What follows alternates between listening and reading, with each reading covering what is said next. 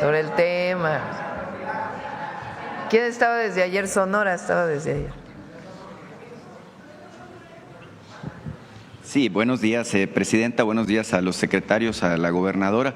Dice alguien que yo conozco que es hora de que le toque a los que nunca les había tocado. Bueno, creo que es bastante evidente que la obra y el trabajo de su administración, bueno, está muy enfocada en eso. Y justamente sobre este particular es que quiero hacerle la primera pregunta. Mire, ayer fue un día muy importante en la iconografía de la Cuarta Transformación. No se mencionó aquí en la mañanera, pero ayer fue 1 de julio. Sí, subimos ahí un video bonito. Se cumplieron 7 años, ¿no?, del triunfo de la Cuarta Transformación, un hito realmente importante en la historia política nacional. Se cumplieron ayer 9 meses de su administración, presidenta, y bueno, los 9 meses marcan también un punto importante en la gestación de cualquier proyecto. Es como pues, dar a luz, ¿verdad?, una situación. Yo le quiero preguntar justamente qué significa para usted estar frente al país en este momento en el que, bueno, se ve que está dando a luz una nueva forma de hacer las cosas, bueno, con muy significativo acto que nos presenta hoy. Bueno, se nota también que está volteando a ver justamente a los estados, a las regiones que nunca habían tenido condiciones de desarrollo. Entonces, preguntarle sobre ese particular, presidenta. Es avanzar con la transformación del país. El presidente López Obrador, como lo hemos dicho, puso los cimientos, el primer piso, y nos toca construir el segundo piso de la Cuarta Transformación, avanzar, consolidar lo que tenemos y avanzar con la transformación, para el bienestar de todas y de todos, pero por el bien de todos, primero los pobres. Sí. Muchas gracias, presidenta. Mire, evidentemente siempre yo hablo por mi tierra, por mi estado, y bueno, usted ha sido muy generosa con Sonora también, nos ha dado pues muchas condiciones. Recientemente se anunció este polo para el desarrollo, para el bienestar. También, bueno, pues usted ha anunciado múltiples asuntos, el tema del ferrocarril hasta Nogales, el tema de, bueno, los proyectos para desarrollar semiconductores, el tema de la electromovilidad con el proyecto Olínea, lo que tiene que ver con la infraestructura, carretera, muchos temas. La verdad es que pudiera estarme aquí varios minutos platicando de los grandes proyectos que hay para Sonora. Nosotros siempre pues habíamos pedido una oportunidad para subirnos al tren del desarrollo. Sabemos que tenemos la capacidad de trabajo, que tenemos la mística y la cultura de hacer las cosas. En este sentido, presidenta, bueno, creo que es también importante decirle que en Sonora le estamos muy agradecidos. Creo que es de gente educada. Pues, además está lloviendo ya en Sonora. Además ya nos está llegando la lluvia. Después de 3 años. Hay, por cierto, un plan integral para… Y ya se abrió la frontera. Para abastecer Hermosillo. Bueno, se abre el 7, ¿no? Sí, y empezamos por Agua Prieta, la frontera con Douglas. Entonces, la verdad es que hay una manera muy especial de parte de su gobierno de ver, observar, atender las carencias, los problemas, las aspiraciones que tiene Sonora. Y en este sentido, presidenta, bueno, preguntarle qué es lo que sigue, qué es lo que usted ve. Nosotros siempre hemos dicho que queremos ser la tierra del presente y del futuro de México y, bueno, actuar como una especie de locomotora para el desarrollo nacional. Usted nos ha provisto de grandes proyectos, de gran visión, y bueno, creo que se ha empatado mucho esto que hablábamos recientemente de lo que es el Plan Sonora con el Plan México, ¿no? Esta vinculación que hay. Recientemente incluso se estableció un acuerdo con el sector minero para establecer un comité de educación para la minería, justamente para cambiar la narrativa que tiene que ver con la actividad del sector minero, de que sea algo a favor. Hay que recordar que el 27% de la economía estatal pues está vinculada a la minería. Tenemos los famosos minerales críticos, cobre, lo que tiene que ver con tierras raras, lo que tiene que ver con litio, lo que tiene que ver con grafito. Entonces, preguntarle cómo ve usted esta situación de lo que plantea el futuro para nuestro estado. Bueno, Sonora tiene la carretera Bavispe-Nuevo Casas Grandes, tiene la carretera Guaymas-Chihuahua, tiene 2 distritos de riego, ¿no? Son 2, ¿verdad? La modernización de 2 distritos de riego, tiene el programa Agua para Hermosillo, tiene la terminación en este momento de el el, libramiento del tren en Nogales, obviamente el plan de justicia para el pueblo yaqui, Mayo, y ahora se incorpora el nuevo polo de bienestar en Hermosillo, que no será el único, hay más en Sonora. Y está el puerto de Guaymas, o sea, también Sonora existe, no solamente el oriente del Estado de México. Hay todos los… 2 hospitales del IMSS, además del que se inauguró recientemente, IMSS Bienestar, todos los programas de bienestar. Cada entidad de la República tiene su plan integral. En particular en el oriente del Estado de México, y por la deuda histórica que hay con esta zona, y porque además amor con amor se paga, estamos haciendo este programa especial, integral, para esta zona pues abandonada durante muchos años del Estado de México. Claro, de hecho, como usted dice, amor con amor se paga, y en Sonora usted tiene un nivel de aceptación, bueno, pues la verdad inusitado, ¿no? Del 83%, de acuerdo con recientes estudios demoscópicos que se han presentado. Y bueno, Presidenta, vimos con mucha atención ayer la llegada del nuevo avión de Mexicana, el Embraer, sí. Y por ahí me dijo alguien, espero que sea una realidad, que están pensando en establecer una ruta directa a través de Mexicana a Hermosillo, utilizando pues precisamente estas nuevas aeronaves. Ojalá, porque fíjese, cuesta más caro viajar de Hermosillo a la Ciudad de México. Sí, es de los lugares a los que es más caro viajar. Sale más caro viajar a Hermosillo que a Nueva York, por ejemplo, o incluso en ocasiones es más caro que, bueno, casi tan caro como viajar a Europa, entonces es un tema importante.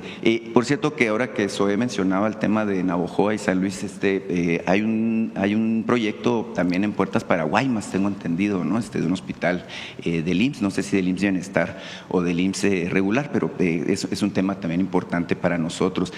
Presidenta, bueno, me faltó las nuevas plantas de energía solar en Puerto Peñasco. Entonces es una inversión muy importante para Sonora.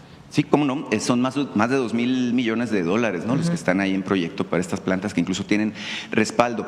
Presidenta, el fin de semana pasado se realizó la plenaria de la Comisión Sonora-Arizona, Sonora-Estados Unidos en realidad, en Phoenix. Y bueno, hemos nosotros en Sonora establecido un esquema de asociación con nuestros vecinos del norte, pues de hace ya 66 años, es decir, empezamos a jugar muy adelantados, ¿no? A la lógica de la relación bilateral.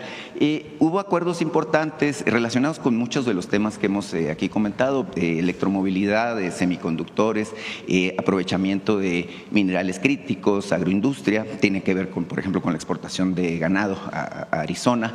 Y bueno, la gobernadora Kathy Hobbs y el gobernador Alfonso Durazo, bueno, pues refrendaron justamente esta idea de ir juntos hacia el futuro, porque pues obviamente como megaregión que se ha constituido, pues somos más fuertes y estamos más presentes en este tiempo de economías globales.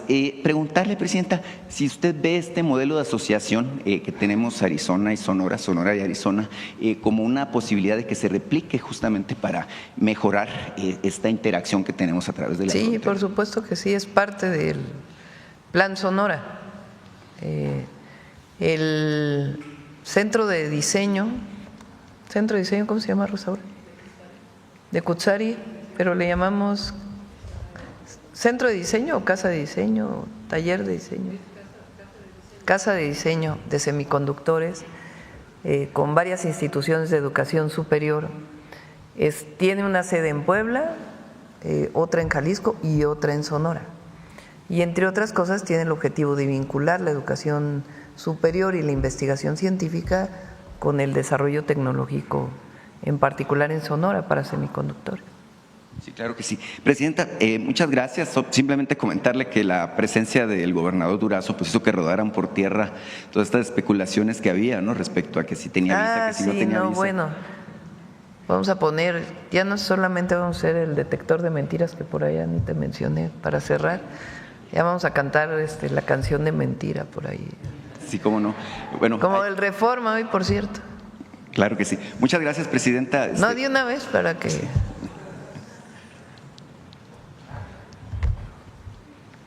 Advierte en creación de un Estado espía.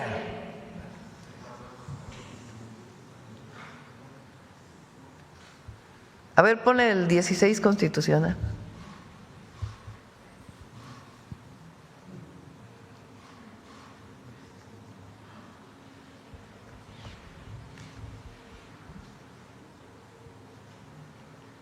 El artículo.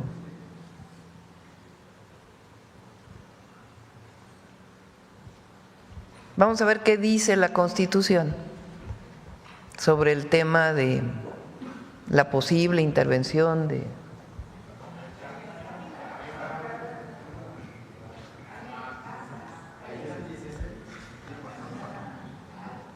Pero es que es más abajo. Dice, las comunicaciones, esto es la Constitución, ninguna ley puede violar la Constitución. Entonces dice la Constitución, las comunicaciones privadas son inviolables. La ley sancionará penalmente cualquier acto que atente contra la libertad y privacidad de las mismas, excepto cuando sean aportadas de forma voluntaria por alguno de los particulares que participen en ellas. Ahora, el juez valorará el alcance de estas siempre y cuando contengan información relacionada con la comisión de un delito. En ningún caso se admitirán comunicaciones que violen el deber de confidencialidad que establezca esta ley. Exclusivamente la autoridad judicial federal, ¿qué es lo que dicen las leyes? Es lo que dice el Código Penal. Solamente puede haber una intervención, una localización de GPS, etcétera, bajo orden judicial, a menos que se trate de un desaparecido, de un secuestro, en donde se pide la información directamente a la telefónica para poder pues atender de manera extraordinaria un caso de este tipo, que no creo que nadie se pueda oponer a eso. Exclusivamente la autoridad judicial federal, a petición de la autoridad federal que faculte la ley o del titular del Ministerio Público de la entidad federativa correspondiente, podrá autorizar la intervención de cualquier comunicación privada. Para ello, la autoridad competente deberá fundar y motivar las causas legales de la solicitud, expresando además el tipo de intervención, los sujetos de la misma y su duración. La autoridad judicial federal no podrá otorgar estas autorizaciones cuando se trate de materias de carácter electoral, fiscal, mercantil, civil, laboral o administrativo, ni en el caso de las comunicaciones del detenido con su defensor. Ya ayer Pepe mostró las otras dos. Es decir, es falso, es mentira que las leyes aprobadas tengan que ver con que el Estado va a espiar. Falso. Se miente deliberadamente.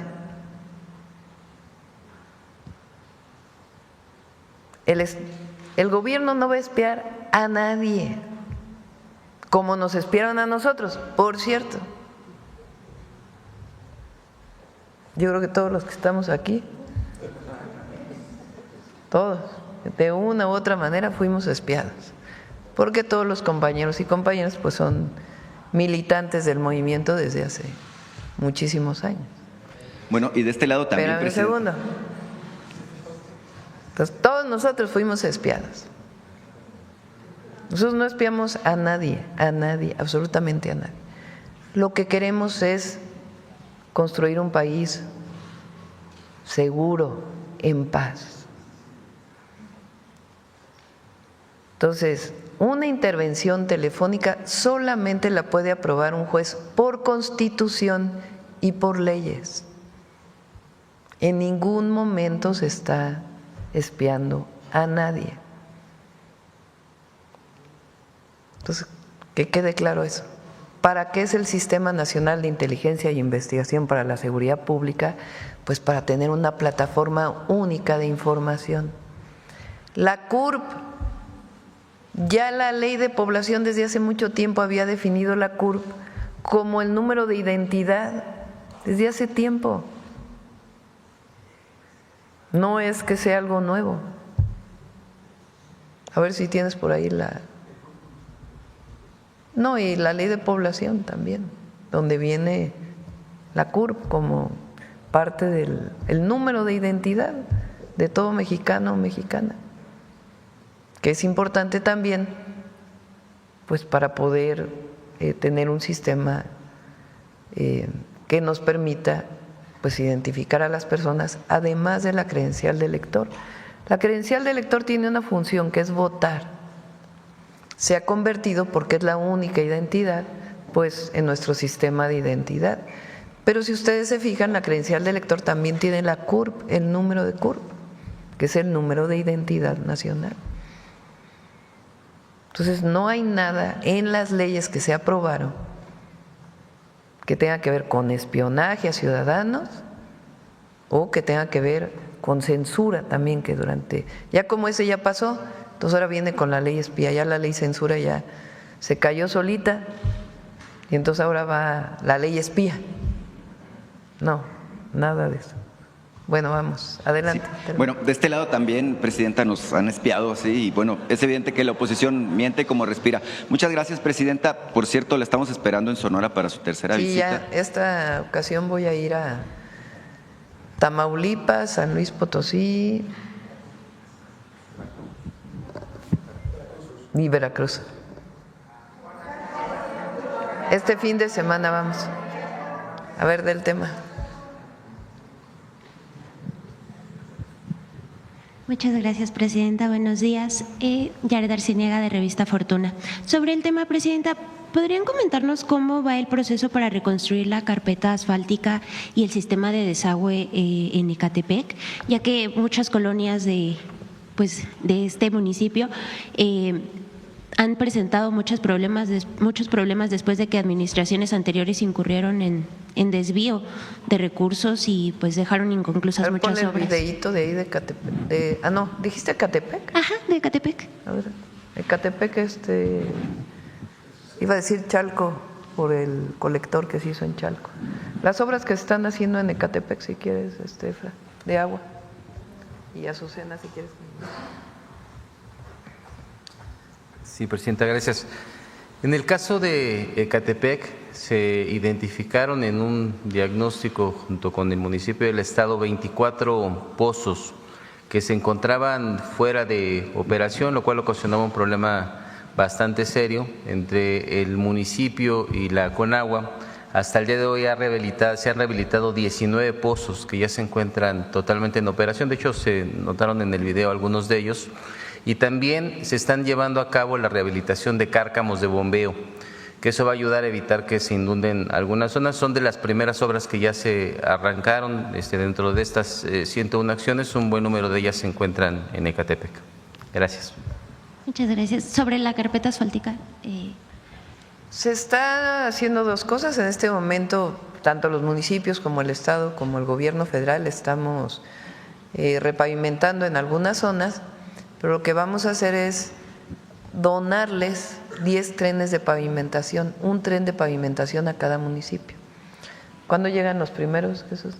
Ya están llegando, presenté imágenes y estaremos completando los primeros 2 en julio y agosto.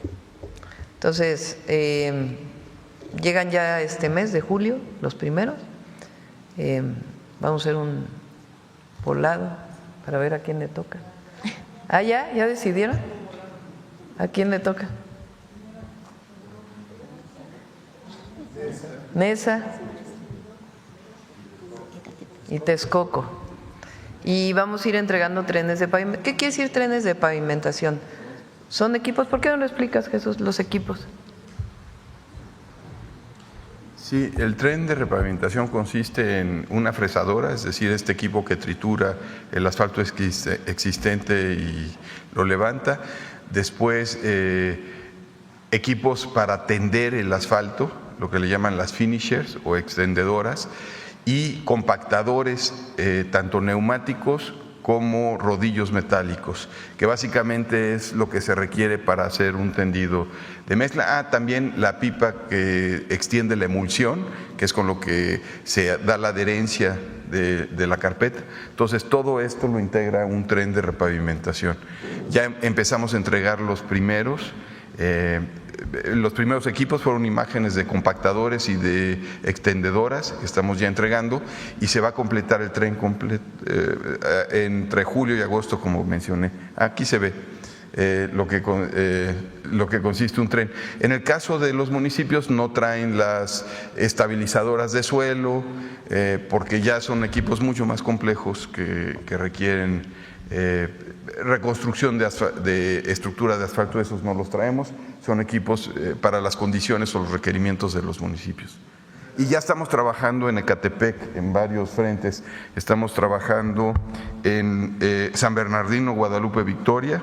Ahí ya concluimos 2 kilómetros. En el caso de Texcoco y Ecatepec estamos en Lecharía, Los Reyes y San Bernardino. Ahí estamos haciendo 15 kilómetros de repavimentación. Muchas gracias. ¿Qué va a pasar con ello? Va a haber mucho ahorro. Ya no se contrata completa la pavimentación, la repavimentación, que también en algunos lugares se requiere, sino que ya los municipios van a tener su personal, ya corre a cargo de las presidencias municipales, y ellos van a contratar el asfalto, pero ya van a tener un equipo que todo el año puede estar repavimentando. Muchas gracias, presidenta. En otro tema, en estos días ha habido mucho nerviosismo en el sector bancario, a pesar de que la capitalización del sector está en niveles históricamente altos, más del 15%. ¿Qué nos puede decir de la estabilidad de nuestro sistema de pagos, presidenta? Porque este episodio con los bancos no se puede comparar con otros momentos de problemas en el sector bancario.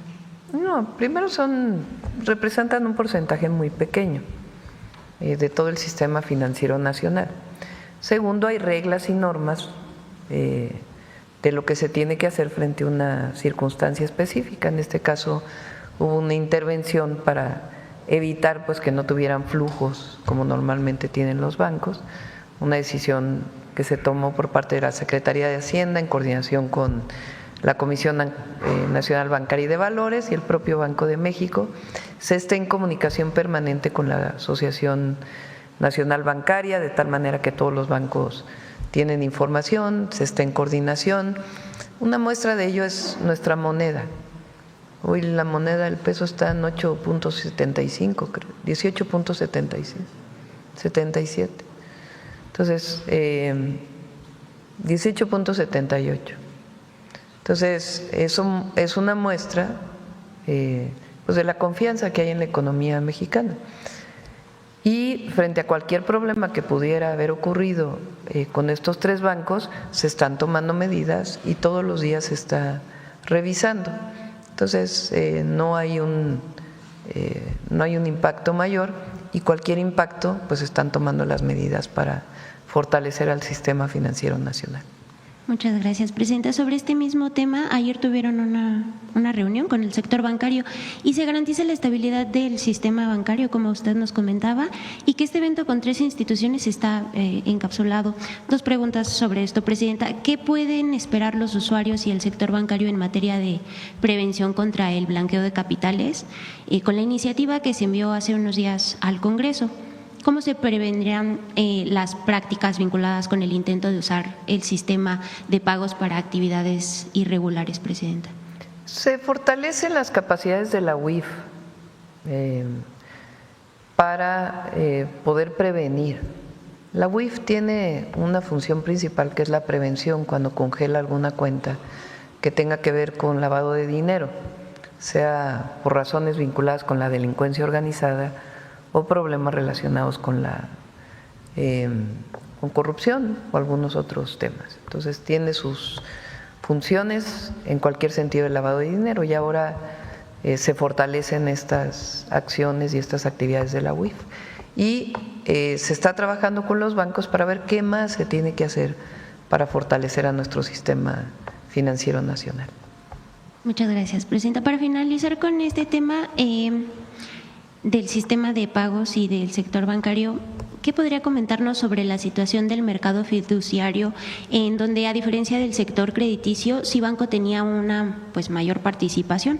¿Podría comentarnos si otros bancos, además de Nafin, podrían apoyar al traslado y a la custodia, al traslado de la custodia de estos fideicomisos durante los próximos días? Se está trabajando en ello. Yo preferiría que lo informara el secretario de Hacienda, que tiene pues la visión completa, y creo que le corresponde en trabajo particularmente con aquellos que tenían como fiduciario alguno de los dos bancos, trabajar directamente con ellos y ya hacer pues el anuncio integral. Pero se está trabajando en ello. Por último, Presidenta, muchas gracias. Sobre este contribuyente que ha venido postergando a través de juicios el pago de impuestos, dijo a sus inversionistas hace un par de años en sus comunicaciones al mercado de valores que había llegado a acuerdos con el SAT para lograr descuentos en algunos paquetes de créditos fiscales y de adeudos, pero siguió interponiendo recursos para desafiar sistemáticamente al SAT. ¿Habrá posibilidad de que ellos busquen otra vez negociar, Presidenta? A ver, cuando una persona, cualquiera que ésta sea, decide pagar frente a una revisión fiscal, algún crédito, en fin, la ley establece, porque no es un asunto subjetivo o particular del SAT, una serie de descuentos que se pueden aplicar a los intereses, por ejemplo. Entonces, si decidieran pagar, pues se aplicaría como cualquier deudor del fisco, pues los beneficios que esto tendría frente a la posibilidad de pago. De no serlo así, pues tiene que seguir con la resolución de los jueces o de los ministros. Pero no es algo particular para… ¿No podrían esperar mayores beneficios? No, pues es lo que dice la ley. Recuerden que por Constitución ya no se pueden condonar impuestos. Antes se condonaban impuestos a partir de la decisión presidencial. Otra de las… Fíjense, eso es una forma de autoritarismo. Que el presidente hubiera decidido a quién le condonaba impuestos y a quién no, con mucho daño al erario público y al pueblo de México. Cuando llegó el presidente López Obrador, puso en la Constitución que estaba prohibido la condonación. Y entonces ya es un esquema distinto. Está establecido por ley el que vaya a pagar, que tiene una deuda, pues a qué beneficios puede tener frente a ese pago de intereses, ¿no? Y está establecido por ley y lo establece el SAT como tal. Muchas Pero gracias. tienen que decidir pagar. Muchas gracias, Presidenta. Sí. A ver, el compañero de aquí atrás que hace rato, desde ayer estaba ahí. Gracias, Presidenta. Arnoldo Cuellar, del Laboratorio de Periodismo y Opinión Pública de Guanajuato. Ayer se mencionó el caso de la Casa Azul aquí del exgobernador Diego Sinue. Usted decía que debía aclarar él.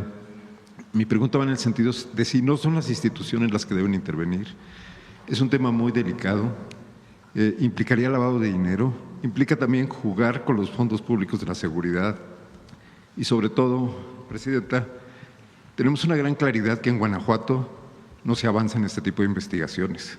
El presidente López Obrador siempre decía que ahí gobernaba un grupo, que no era propiamente el gobernador, que había un grupo de ultraderecha. Y creemos que eso le puede impedir a la gobernadora Livia Denisse García avanzar en este tema. ¿Sería posible que desde el gobierno federal se interviniera, por ejemplo, con el tema? El gobierno federal no. ¿Quién hace investigaciones? Las fiscalías.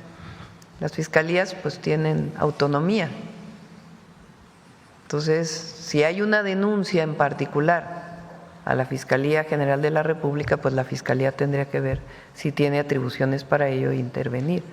De parte del gobierno federal no ¿La unidad de inteligencia financiera, Presidenta?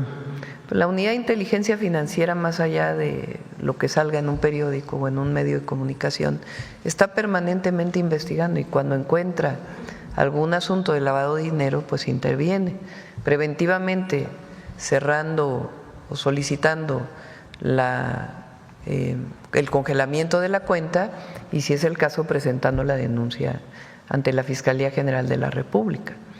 Pero en este caso, pues tiene que haber, ¿quién tiene que intervenir? Las fiscalías. Entonces, la Fiscalía de Guanajuato puede intervenir. Hay una Fiscalía Anticorrupción que no ha procesado a nadie en años, desde que se creó. Pero también me gustaría mucho escuchar su punto de vista desde la cuestión ética, porque bueno, pues hay que tener la cola corta para tener la lengua larga, ¿no? El Partido de Acción Nacional no ha dicho nada prácticamente, y en Guanajuato han salido a defender al exgobernador con esta misma tesis de que debe aclararlo personalmente. A mí particularmente me inquieta, y también a mucha gente en Guanajuato, que este círculo vicioso donde la preocupación por la seguridad de la población creciente en Guanajuato y en muchas partes se ha usado para aumentar presupuestos públicos hacia la seguridad y para que estos se manejen de forma opaca con el pretexto de no dar información a la delincuencia organizada. Parece que se ha generado ahí un gran negocio entre empresas de seguridad y políticos. Tiene que aclararse. Tiene que aclararse. La Auditoría Superior de la Federación es una de las instituciones que puede hacer una auditoría. La Fiscalía General de la República, si tiene atribución, si fueron fondos federales, pues tiene la posibilidad de hacer una investigación. Y las propias fiscalías y las propias instituciones de auditoría del Estado de Guanajuato. ¿Coordinaría a la gobernadora o le pediría amablemente? Depende de ellos. Yo creo que el exgobernador tiene que aclarar. Se está diciendo que él tiene una casa a nombre de una empresa que él contrató, en la cual vive ahora. Es una empresa donde el gerente es un ejecutivo de la que él contrató en Guanajuato. Hay un juego ahí, por eso pensaba yo que la Unidad de Inteligencia Financiera podría tener algo que decir, como pasó con García Luna. Sí, pero hace las investigaciones a partir de lo que va encontrando y tiene la atribución para hacerlo. El tema aquí es que es un contrato que hizo el exgobernador con una empresa y presuntamente vive en una casa de esta empresa en los Estados Unidos. Entonces, de comprobarse que eso es cierto, pues es corrupción. Pero, ¿quién tiene que hacer la investigación? Pues las instituciones que tengan que hacer esas investigaciones. Entonces, de parte de nosotros no vamos a iniciar no vamos a poner nosotros la denuncia. Pues quien encontró esta circunstancia o quien revise o frente a los datos que están, si lo hace la Fiscalía, pues tiene que hacerlo la Fiscalía. Y también en Guanajuato, y tiene que dar cuentas el exgobernador. Estaremos atentos. En otro tema, Presidenta, el agua en Guanajuato, aprovechando también que está aquí el director de la Comisión Nacional del Agua, ya está avanzando este proyecto convenido con el gobierno del estado para llevar agua a varios municipios del estado, pero sobre todo a León, desde la presa de Solís, en el sur del estado. En León existe un histórico manejo del agua que privilegia sobre todo a los grupos privados. El sistema de agua potable de León es manejado por empresarios inmobiliarios, empresarios de la curtiduría, del calzado, las cámaras que los representan, y los usuarios no tienen representación. Las familias que utilizan el agua todos los días no tienen un asiento en esos consejos. Aquí el problema que estamos viendo es que si el agua llega con el apoyo de este programa federal y de esta inversión federal, esta pueda volver a ser manejada de esta manera. Hay que recordar que León es una de las ciudades con mayor niveles de desigualdad en México y no llega el agua a quienes la necesitan realmente. ¿Es posible garantizar con la intervención federal que se va a hacer para la obra que se democratice y que se pueda supervisar la utilización de esta agua? Los sistemas de agua son municipales, a menos que por constitución estatal se defina un manejo estatal. La Federación coadyuva y apoya obras de infraestructura, pero cada uno de los municipios que está aquí tiene su propia institución, su propia área que se dedica a la administración del agua, a la gestión del agua municipal. En algunos estados lo han concentrado en el estado, entre otras cosas porque a veces los municipios no tienen los suficientes recursos, pues ni siquiera para pagar la electricidad de una planta de tratamiento. Pero es algo que se tiene que definir internamente porque la Constitución es muy clara de que una de las atribuciones de los municipios libres y en su autonomía, pues es la administración del agua y el saneamiento. Entonces, en el caso de León, Guanajuato, pues es así. ¿Qué podemos hacer nosotros cuando hay recursos públicos federales para apoyar que haya más acceso al agua potable? Pues es garantizar que la inversión federal llegue a todos lados, que no solamente llegue a una parte. Pero es la ciudadanía, el pueblo de León, Guanajuato, pues quien tiene también que demandar a su propio gobierno que el agua llegue a los distintos lugares, dado que esa es finalmente la función de un organismo operador del agua. Y finalmente también con este tema del agua, sabemos que, y eso me gustaría si lo puede responder el director de la Comisión Nacional del Agua, sabemos que se está construyendo una planta de nanotecnología para procesar el agua, tratar el agua en León, pero no hay mayor información, se desconoce la inversión. El dato que tenemos es que no ha habido el permiso federal para que esta planta, que ya está realizándose, incluso creo que está por terminarse, opere, y el plan es regresar el agua a la presa del Palote en León, que recibe aguas de lluvia.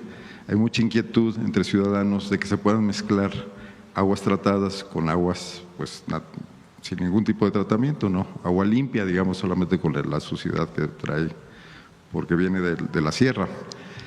Entonces, saber si existen ya los permisos, si los ha tramitado ya el Sistema de Agua Potable de León ante la Comisión Nacional del Agua y si se puede transparentar también esta información para que se conozca por la ciudadanía de Guanajuato.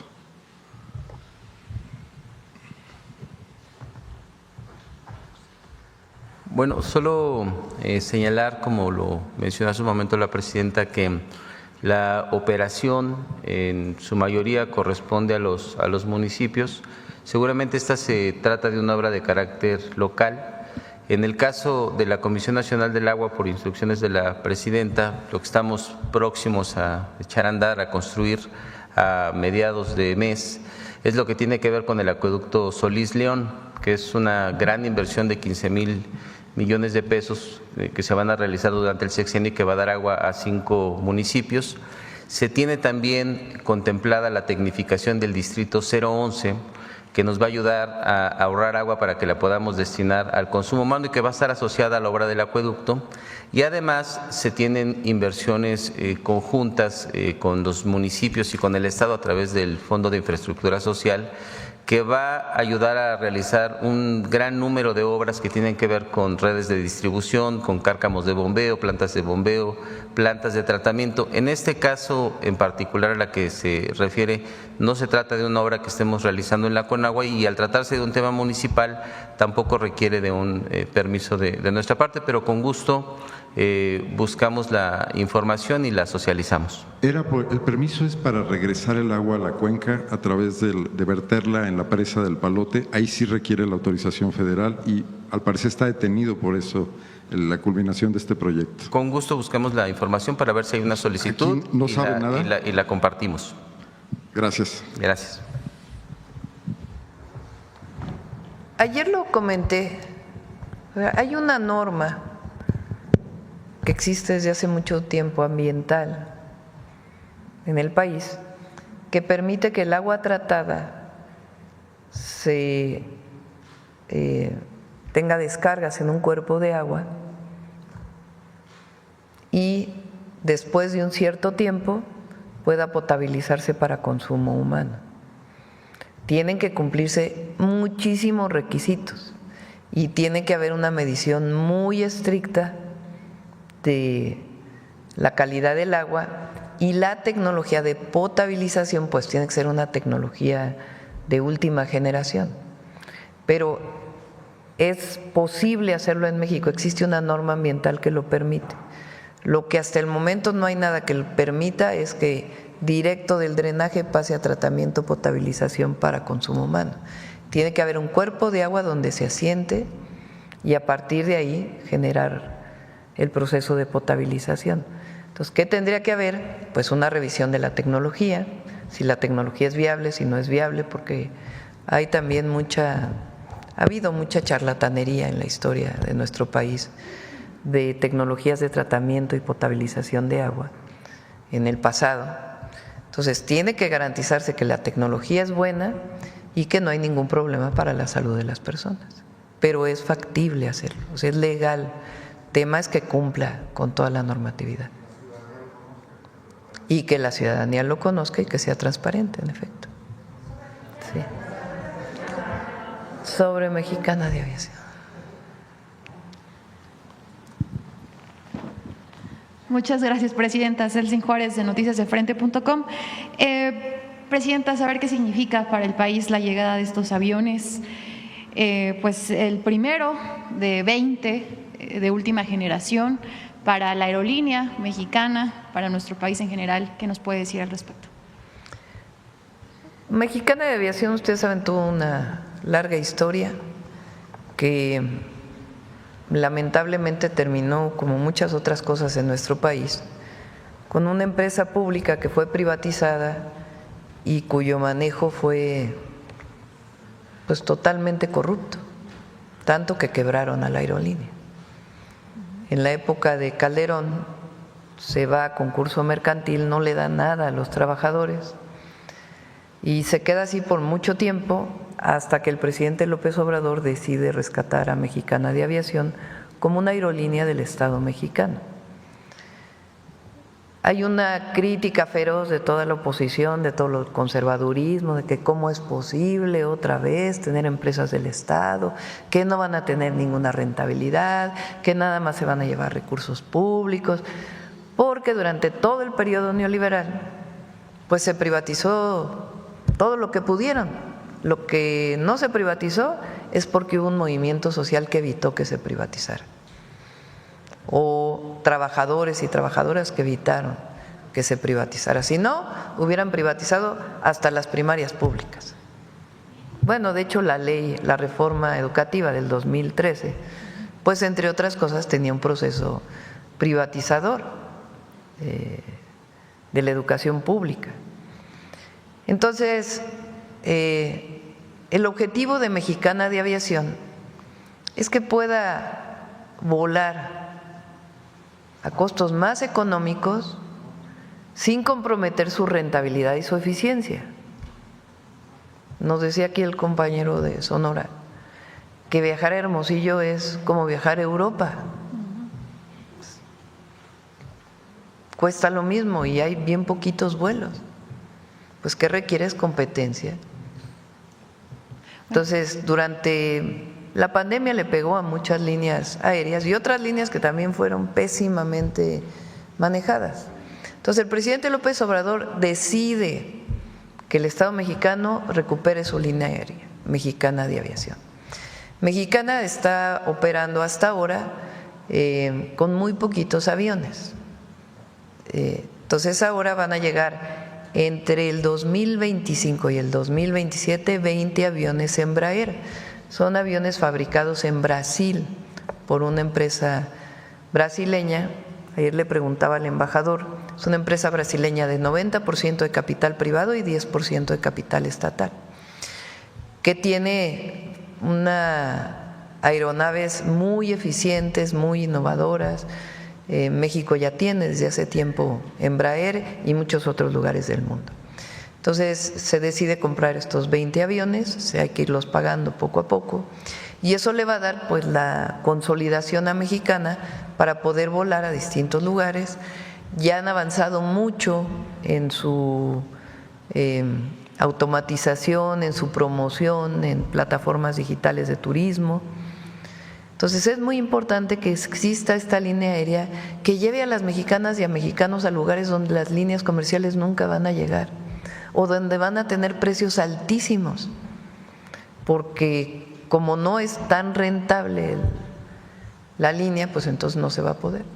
Pero tiene un plan de negocios, va a ser o es eficiente, es rentable, está vinculada con la Fuerza Aérea Nacional y la Secretaría de la Defensa, lo cual le da una cobertura muy importante. Y estos 20 aviones pues son un símbolo también para nuestro país. Yo decía ayer en el discurso, es hasta una declaración de principios, porque sí creemos, no se trata de que el Estado tenga todo, nosotros no creemos eso. El privado es indispensable en nuestro país, la iniciativa privada es fundamental en nuestro país y la inversión privada es indispensable, nacional y extranjera. Pero esta idea de que el Estado no puede tener nada y cada vez tenga menos, nosotros no coincidimos con eso. El Estado tiene la posibilidad de tener empresas rentables, eficientes, que le den al pueblo de México una opción que de otra manera no tendría. Bueno, además aviones hechos en Latinoamérica. Aviones hechos en Latinoamérica. Sí, además, pues este vínculo que hay ahora con Brasil, ¿no? Presidenta, bueno, y hablando de Brasil, saber si ya está lista para la cumbre de los BRICS, si nos podría compartir su agenda, cuál va a ser. ¿Va a ir el secretario de Relaciones Exteriores? ¿Usted ya no va? No, nunca he dicho que iba a ir. Nunca confirmé. No va. No se puede estar viajando tanto. Hay mucho trabajo aquí en el país. Si vamos a algún lugar o a otro es porque consideramos importante. Pero en el caso de los BRICS va a la reunión el secretario de Relaciones Exteriores, vamos como observadores, nosotros no formamos parte de este conglomerado de países, entonces vamos como observadores, va a ir Juan Ramón de la Fuente, y con Brasil en particular tenemos, bueno, el objetivo es que en agosto se dé una reunión muy importante entre el secretario de Comercio de Brasil y su secretario de Relaciones Exteriores y el secretario de Comercio de México y de Relaciones, bueno, de Economía y de Relaciones Exteriores, y vengan empresas brasileñas con empresarios mexicanos para poder ver en qué se puede cooperar y colaborar para complementar nuestras economías, más que competir, para complementar. De igual manera lo estamos haciendo con India. En la reunión que tuvimos con el primer ministro de la India en el G7, ahí hablamos de varias áreas de oportunidad, desde materiales críticos hasta, particular a nosotros nos interesa mucho el vínculo con la industria farmacéutica de la India, pero que se invierta aquí en México. Entonces también este mismo año vamos a tener una reunión muy importante sobre ello.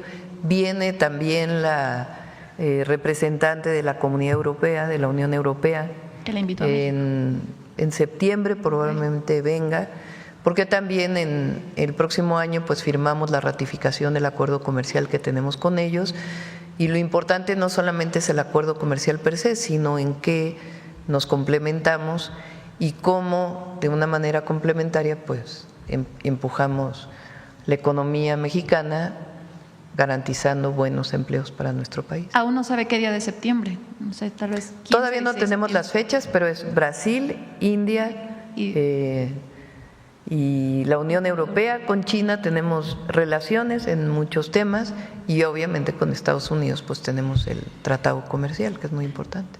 Gracias, Presidenta. Y ya por último, si me permite una pregunta a la gobernadora Delfina.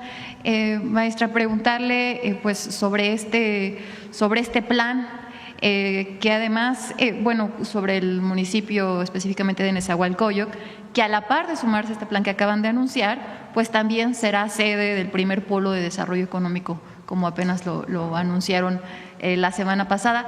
Pues, ¿qué significa, gobernadora, para los habitantes del Estado de México? Se podría decir que se está hablando de una justicia social, porque bueno, pues ha sido una zona pues muy abandonada durante mucho tiempo, y también conocer si este plan después podría implementarse en los municipios del sur, de estos que colindan con Michoacán y con Guerrero. Gracias, Presidenta. Sí, efectivamente, pues para nosotros representa una justicia social, pero también permite el fortalecer el objetivo que tenemos como gobierno estatal de una transversalidad, en donde comentamos que no solamente este plan va a ofrecer servicios, sino también va a generar empleos, va a impactar en la economía, vamos a trabajar, porque es lo que nos ha pedido nuestra presidenta, que todo vaya conectado. Y entonces estamos trabajando también lo que es la educación dual, que tenemos que preparar a nuestros jóvenes para que puedan responder a las necesidades de las empresas o de los que van a inyectar economía. Entonces estamos trabajando de manera mejor de servicios, el alumbrado, la cuestión del agua, que es lo que piden también nuestras empresas cuando vienen aquí a asignar algún recurso.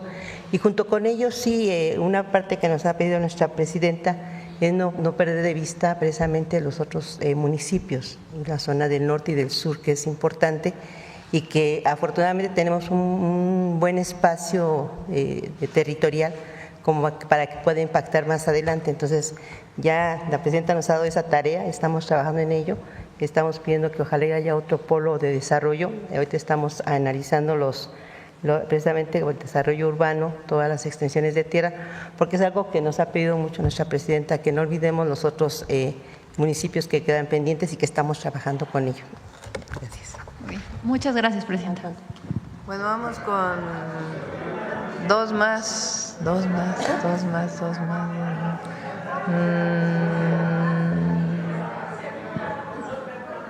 A ver aquí.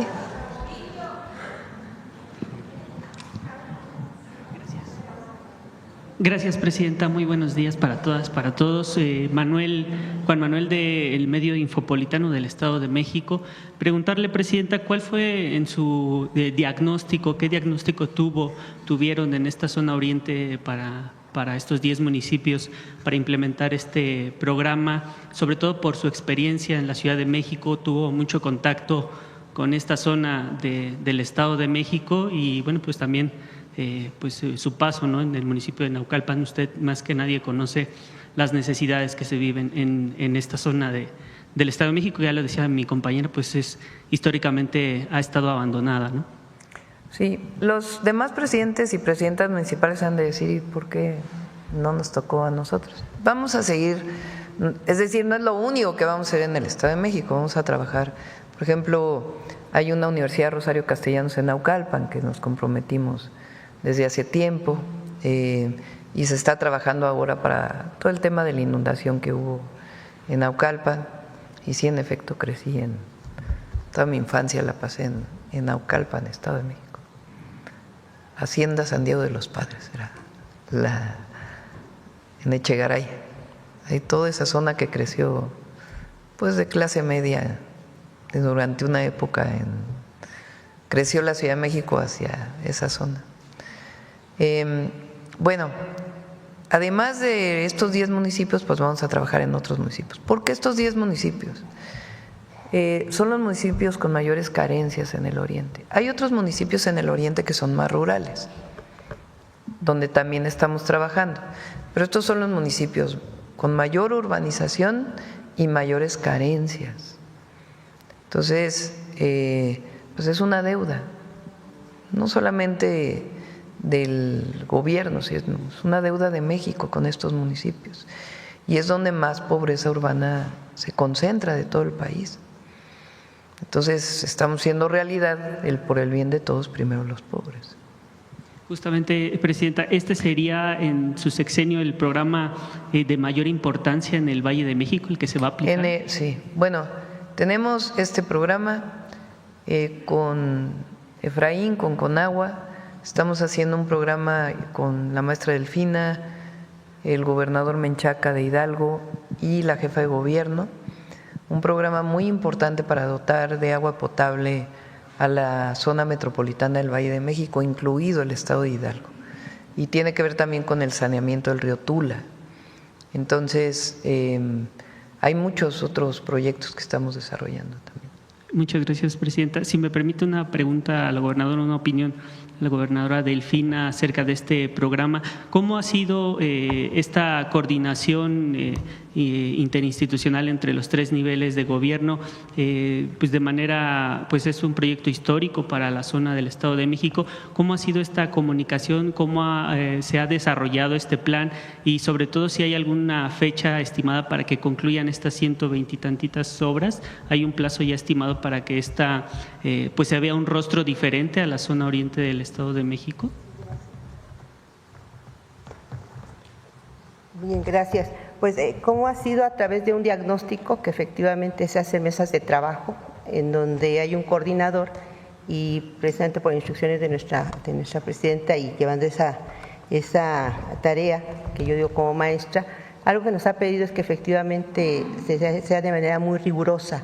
A través, cuando se hace el diagnóstico, después se hacen las reuniones de trabajo, se va evaluando los avances. Hay mucho trabajo de territorio, algo que se solicita mucho es la supervisión para que se vea el avance y junto con ello, bueno, ir estableciendo metas a corto, largo, mediano y largo plazo. Este proyecto está a lo largo de este sexenio y nosotros esperamos que terminando el sexenio ya se tenga la totalidad de estas metas. Sin embargo, ya ha habido avances efectivamente en cada uno de los rubros, ha habido esa evaluación, ese seguimiento y algo muy importante que ya les comentaba es la disposición que se tiene. Nuestros presidentes municipales hacen todo lo necesario en lo que se refiere a la asignación de los espacios, de los terrenos, pero también viene la participación social, también se platica con los ciudadanos y algo que también nos pidió mucho nuestra presidenta es que se partiera de las necesidades que perciben nuestros presidentes municipales, los que pueden tener de primer contacto cómo está su municipio, qué requiere, porque tienen ese contacto con la ciudadanía, pues son nuestros presidentes municipales y eso yo lo agradezco mucho. No fueron proyectos que vinieron de arriba hacia abajo, sino al contrario, se fueron construyendo a través de esas reuniones. Y junto con ello aprovecho también, ¿qué es lo que pedimos a la ciudadanía? Que nos apoye mucho. Miren, ahorita aprovechando este espacio, en lo que se refiere a la cuestión de las inundaciones, de verdad que yo veo a todos los que ahorita integran el gabinete que están sábados, domingos, van entre semana, están en la noche, hemos estado en la madrugada que mandan esa información. Y lo único que les pedimos a nuestros ciudadanos es de verdad el manejo de basura.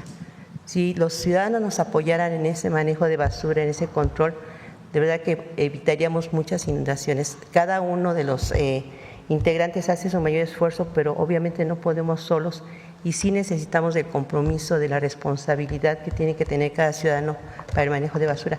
Y creo que eso nos va a ayudar mucho, pero vamos bien, hay ese avance, hay esa supervisión, hay ese seguimiento y esa participación.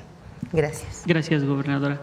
Presidenta, y si me lo permite, la última pregunta sería justamente en este tema de las lluvias. En los últimos días pues ha sido un tema en el Valle de México estas lluvias atípicas, estas lluvias históricas que se han registrado en el centro del país y sí quisiéramos conocer pues qué se está haciendo desde los municipios, desde los alcaldes, sobre todo en estas zonas en donde se han registrado estas inundaciones. Estamos hablando del municipio de La Paz, de Ecatepec, en Nezahualcóyotl, incluso en Chimalhuacán también ha habido algunos tipos de cuestiones de inundación y sí nos gustaría conocer qué es lo que están haciendo estos alcaldes pues justamente para mitigar estas acciones que decía la gobernadora. ¿Alguno de ustedes quiere platicar? Ándale, cerquita. Gracias. Con su permiso, Presidenta.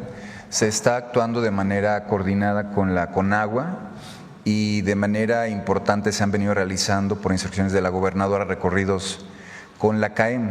Es importante decir que en el caso de nuestros municipios tenemos diferentes características distintas. Los años que tiene nuestra infraestructura hidráulica en algunos municipios es mucho más vieja que en las otras. Entonces, estamos trabajando sobre un plan integral, además es permanente. Como ya lo dijo la gobernadora, prácticamente hemos estado 24/7 trabajando también con el sistema de agua de la Ciudad de México, que es para nosotros una parte muy importante. Hay que recordar que nosotros somos una cuenca, todo el Valle de México somos una cuenca. Nosotros en el oriente recibimos también agua fundamentalmente de lo que baja de la Sierra de Santa Catarina y toda la cuenca que viene de Iztapalapa, y es lo que nos hace esa cuneta también ahí en el municipio de La Paz. Es importante decir que estamos, Presidenta, trabajando con el gobierno de la Ciudad de México, también con el Metro de la Ciudad de México, porque bueno, tenemos afectaciones tanto en la línea A como en la línea B y estamos trabajando en un plan integral, insisto, permanente, que nos ha permitido ahora también en el marco de garantizar que en esta integralidad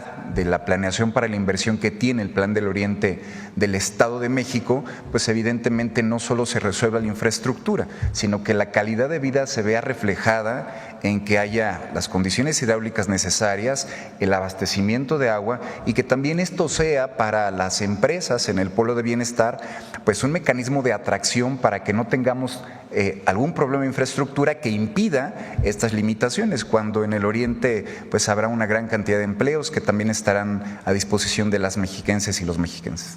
Gracias, presidente. ¿Listo? Gracias. Vamos a ver la última aquí.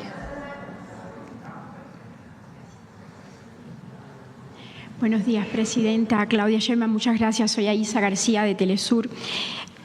Quiero hacerle algunas preguntas sobre el tema de Estados Unidos. Ayer Cuba se quejó de que el gobierno de Estados Unidos emitió un memorándum presidencial donde reafirma el endurecimiento de la política de bloqueo de más de 60 años, incluso más endurecimiento después del 2017, cuando se obstaculizó la llegada de remesas de los migrantes cubanos, etcétera. Hay varios países de la región, como Brasil, Bolivia, que se han pronunciado en contra de esta medida. ¿Cuál sería la postura de su gobierno? También en contra.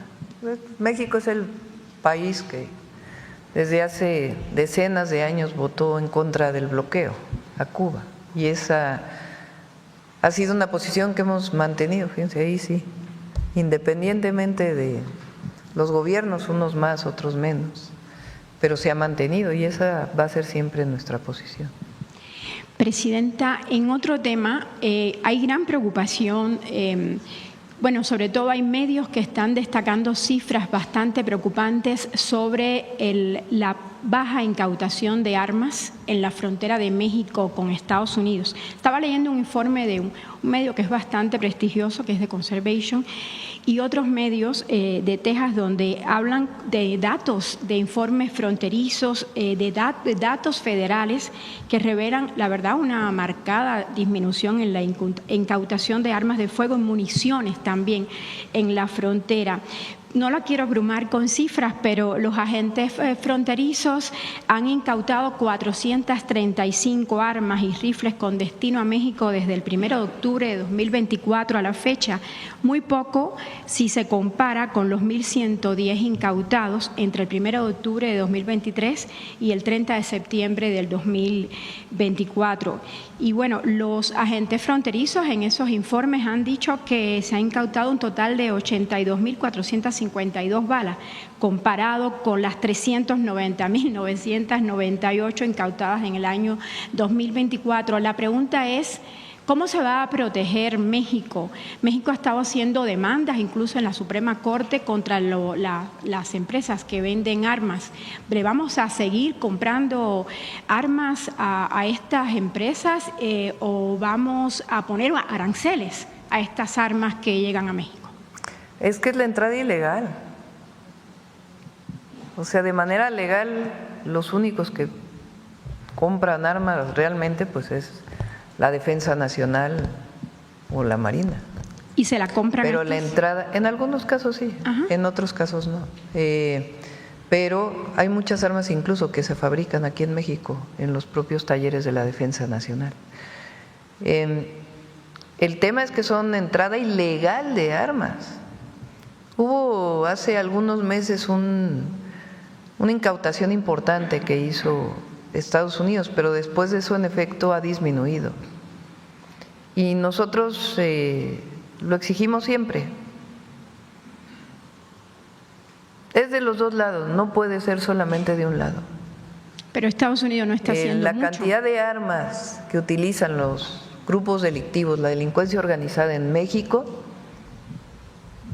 pues viene de Estados Unidos. En una de las llamadas que tuve con el presidente Trump, le decía, ¿cómo puede explicar usted que un lanzagranadas que tiene un grupo de la delincuencia organizada pase de manera ilegal de su país a mi país? ¿Dónde están las revisiones que tienen que hacer ustedes en la frontera? Pareciera y eso que solo lo vamos a seguir defendiendo. Aquí pues hacemos nuestro trabajo, pero ellos tienen que hacerlo, así como nosotros disminuimos el paso de drogas, particularmente las sintéticas, aunque no solo, particularmente el fentanilo, y se ha reducido de manera importante.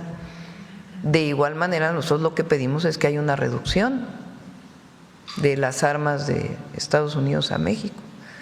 Está el caso, ya lo tocamos alguna vez aquí, después ya no, de Rápido y Furioso, el increíble caso en el periodo de Obama con Calderón, que permitieron la entrada de armas supuestamente porque iban a ver, le iban a poner un chip para saber a dónde llegaban. Pues nomás entraron, le quitaron el chip y armaron a los grupos delictivos. Y no hubo nadie sancionado, nadie en aquella época por parte de Estados Unidos. Y eso que hubo personas que perdieron la vida, estadounidenses, vinculados con la operación Rápido y Furioso. Entonces, además de que eso nunca acabó por aclararse y no hubo sanciones, pues en este caso, en todos los acuerdos que tenemos, siempre se pone, porque debe haber reciprocidad. ¿Tenemos alguna estrategia como país más allá de las denuncias en la Suprema Corte y de esta constancia de plantear? Todavía queda un juicio en la Corte de Estados Unidos que tiene que ver, hubo uno que no procedió, que fue la venta de las armadoras, que era contra las armadoras, y otra es contra quienes venden las armas. Esa todavía continúa. ¿Podemos poner aranceles? ¿México puede poner aranceles? Pues es que no es un tema, pienso yo, de aranceles, ¿no? En el caso de las que no son de las que no son ilegales, digo, de las que se compra. No creo que esa sea una política que disminuya la entrada de armas.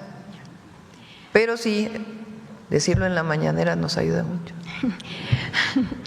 Presidenta, hay un tema sobre las aduanas que usted ha tratado mucho aquí.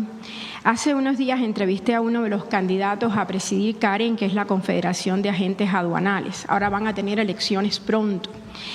Y entrevisté a Claudio Silva Gelso y él destacó la necesidad de prácticas de autorregulación, transparencia y de integridad por el bien del país. Y me llamó la atención porque son palabras que también aquí se repiten en el tema de los aduaneros. Para usted, ¿cuál sería la imagen adecuada, necesaria o que beneficie al país en términos de cómo debe ser un agente aduanal?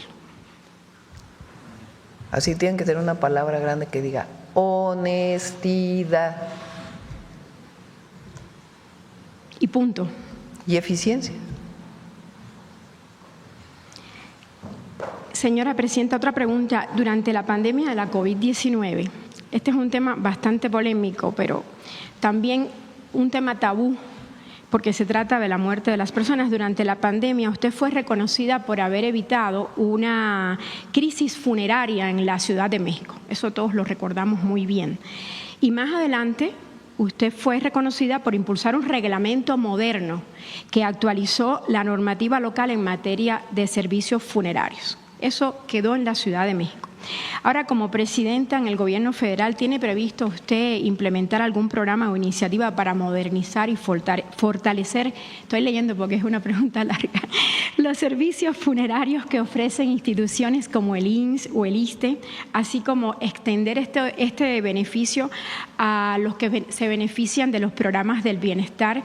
Lo que pasa es que siguen habiendo muchísimos agentes afuera de los hospitales que nada más están así como buitres esperando a que se conozca de algún fallecido para ofrecerle servicios funerarios súper caros.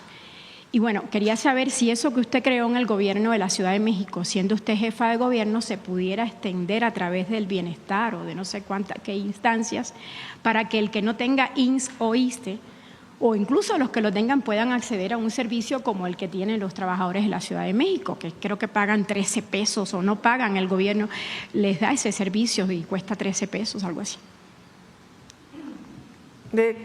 La normatividad en ese sentido y quien brinda esos servicios en general son los municipios también o los estados. Quien administra, digamos, los cementerios o los crematorios que son del gobierno, de los gobiernos públicos, son los municipios. Entonces habría, si hacemos alguna cuestión, tendría que haber una coordinación general entre municipios, estados y la federación, porque más que una norma o un apoyo, pues lo que hay es que fortalecer esos servicios a partir de quien tiene esa atribución, que son los municipios también.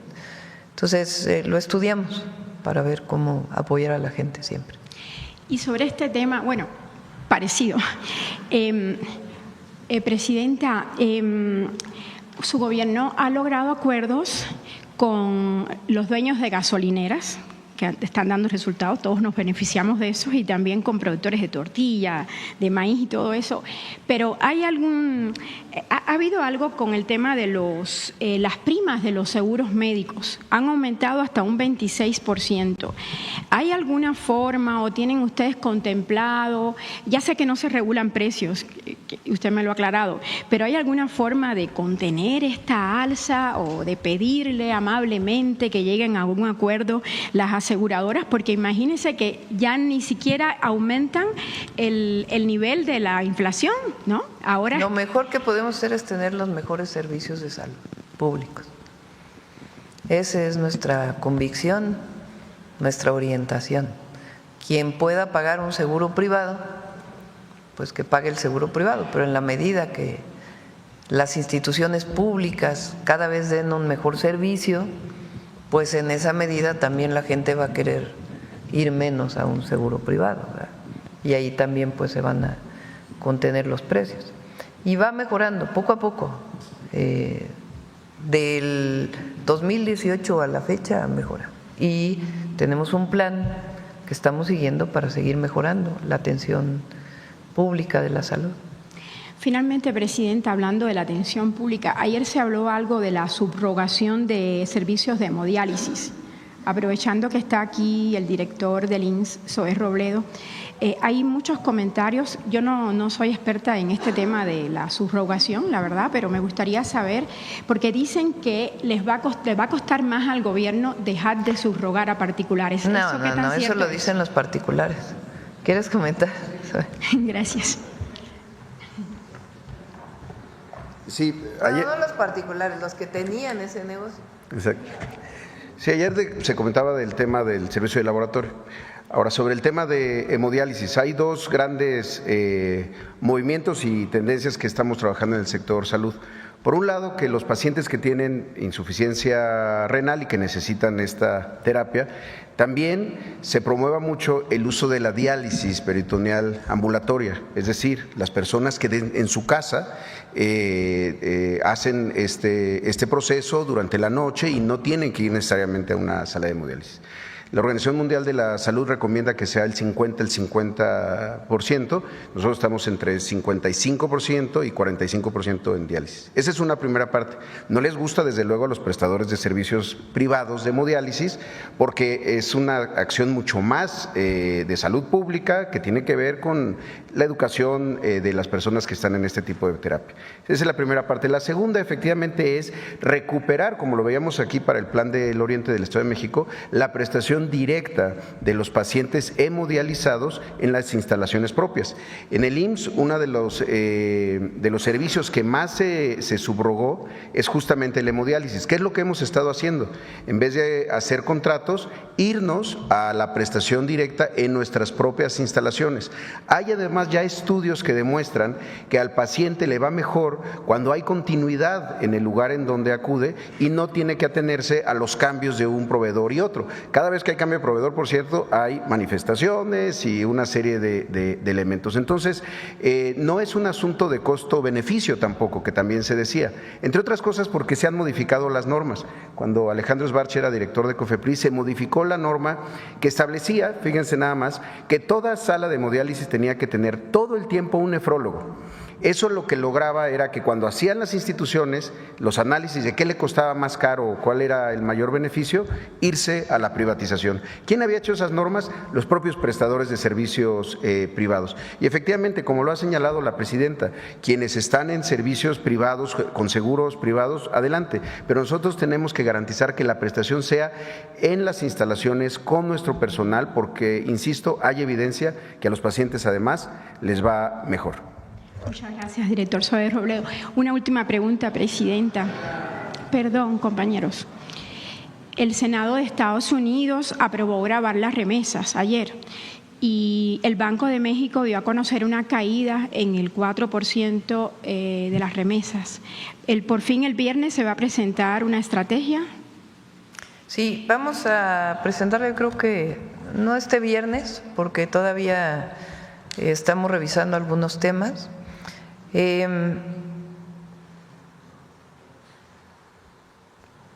Lo voy a leer, es una nota de Secretaría de Hacienda. México recibió 5.360 millones de dólares en remesas. Subieron 4.2% respecto del mes anterior en cifras desestacionalizadas. Respecto al dato del 2024 sí es menor, pero hubo una caída muy importante en mayo de las remesas. La razón principal es que muchos de nuestros paisanos, por lo menos es la estimada, dejaron de ir a trabajar durante cierto tiempo y hubo una caída por diversas razones, entre otras también pues la persecución en algunas zonas de Estados Unidos. En junio aumentaron respecto a mayo, todavía son menores del 2024, pero nosotros creemos que van a seguir aumentando con la plática que tenemos con organizaciones de allá, con nuestros propios paisanos y los consulados. ¿Qué se aprobó en el Senado? Recuerden que primero habían planteado un porcentaje del 5% de impuestos a las remesas que enviaban las personas no nacionales, o sea, que no tenían la doble nacionalidad. Si tenías nacionalidad estadounidense y enviabas remesas, no se te cobraba. Y cualquiera que fuera tu situación migratoria, si no eras ciudadano estadounidense, pagabas el impuesto frente al envío de remesas. Nosotros nos movilizamos, sí, nos movilizamos pacíficamente. ¿Cómo? Llamamos a nuestros paisanos allá, sobre todo los nacionales, los que tienen la doble nacionalidad, los que tienen ciudadanía estadounidense, que enviaran cartas a sus senadores para informarles pues de la dificultad que eso va a tener para la economía de Estados Unidos y para la economía de México. Se enviaron decenas de miles de cartas. El Senado de la República envió un grupo muy importante de todos los partidos políticos a hablar con congresistas, con senadores. Nuestro embajador allá y también la Secretaría de Relaciones Exteriores tuvieron varias conversaciones. Conversamos en su momento con el secretario de Comercio, el secretario del Tesoro de los Estados Unidos, haciéndole saber pues el impacto que iba a tener para México y para los Estados Unidos. En el Congreso primero se redujo a 3.5%, que era una reducción, pero evidentemente seguía con un impacto muy grande. Ahora en el Senado de la República, ¿qué se aprobó? Para todas las remesas, independientemente de si son ciudadanos o no, se cobra el 1% solamente a los envíos en efectivo. Si es un envío electrónico, si allá tienen una cuenta y depositan en una cuenta acá, no hay impuesto. Si tienen una tarjeta de débito y a través de la tarjeta de débito envían la remesa, no hay impuesto. Como la del bienestar de México. Solamente, no, tiene que tenerla ya el ciudadano o el migrante o el mexicano o mexicana que estén allá. Por cierto, esta es una medida no solo a México, es a la India, que son los primarios receptores de remesas de todo el mundo, de Estados Unidos, y a todos los países de América Latina. No solo es para México, pero hay que decir que México fue el único país que nos movimos para pedir que esto no fuera así. Entonces, todos los envíos electrónicos 0 impuesto. Solamente aquellos que llegan a un lugar donde se aceptan, hay digamos tiendas, lugares en Estados Unidos, principalmente donde viven las mexicanas y mexicanos o hispanos, en donde uno llega con el dinero en efectivo y dice quiero que deposite esto en tal lugar o quiero que lo mande a tal lugar. Y entonces hay un envío a través de un envío bancario. Entonces, a esos que son en efectivo, a esos se les cobra el 1%. Entonces, ya es una reducción importante y a los electrónicos no. ¿Qué estamos planteando nosotros? Más que reembolsar al que envía en efectivo, facilitarle a todos los que envían en efectivo que obtengan su tarjeta de Finabien. Entonces, eso es lo que ya vamos a anunciar con Rocío Mejía. Porque es mucho más fácil que el reembolso directo en efectivo, que se vuelve mucho más complejo ese reembolso. Entonces, más bien es masificar la tarjeta del Finabien, que es muy fácil acceder a ella, para que pues todos aquellos que envíen en efectivo pues puedan ponerlo en su tarjeta de Finabien, con las reglas de Estados Unidos, obviamente, que se puede obtener en cualquiera de los consulados y a través de la tarjeta de Finabien hacer el reenvío. Incluso estamos trabajando para que la comisión que normalmente cobra el remesador pues sea mucho más baja, todavía más baja de la que ahora ya tiene Finabien. Entonces, como estamos trabajando en eso, ya no nos dio tiempo de presentarlo este viernes. ¿Qué porcentaje de migrantes estarían afectados por este envío? También estamos revisándolo con el Banco de México y con las propias remesadoras. De acuerdo con el Banco de México, solo el 1% recibe el envío en efectivo. Sin embargo, las remesadoras hablan de un máximo del 22%. Entonces, estamos revisando exactamente qué porcentaje es y cómo es que se cobraría este impuesto y a quiénes y en dónde, para que podamos dar pues todo el apoyo. Pero el apoyo principalmente sería para aquellos que se les dificulta sacar una cuenta de banco o una tarjeta de débito, que obtengan su tarjeta de Finabien con todas las reglas que establece Estados Unidos, y eso pues daría mucha facilidad para poder enviar sus remesas con una cuota todavía menor de comisión y entonces pues que se reciba completo. Pero digamos, nosotros hubiéramos querido que fuera 0, pero de todas maneras es un logro muy importante. Y yo digo, ¿de quién? Pues de nuestros paisanos allá, que tomaron la iniciativa de enviar las cartas a sus senadores y que fueron escuchados. Muchas gracias, doctora Claudia. Bueno, ya cerramos porque ahora son 9:40, creo que es la más tarde que he seguido.